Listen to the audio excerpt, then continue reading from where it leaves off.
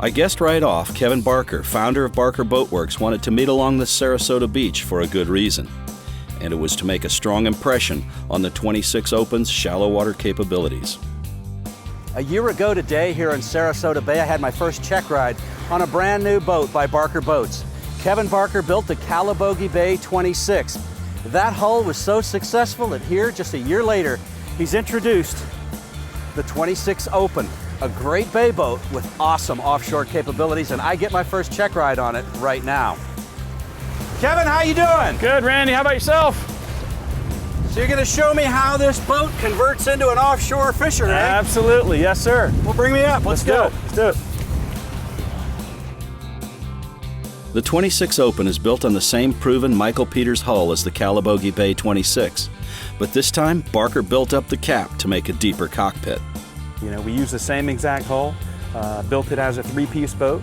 Got a little more cockpit depth, and the way we did that was we increased the size of the cap, so it gives you a little more depth, makes you feel a little more comfortable when you're out there in a little heavier seas fishing.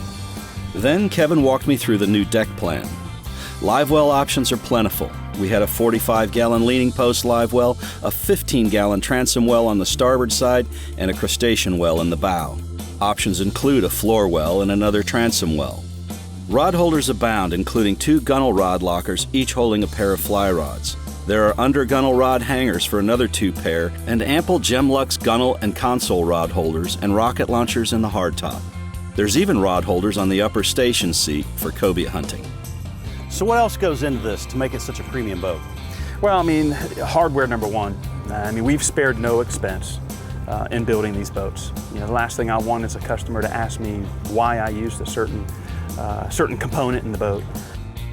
Quality comes from the solid Kevlar and fiberglass hull with a glossy gel coat, and from top-shelf components like Gemlux cleats, Master Series cup and rod holders on your forward seat, and durable stainless steel latches and hinges. Hatches aren't just gasketed.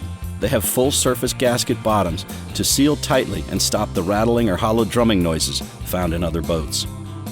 The powder-coated bow grab rail is recessed, handy, but it won't snag.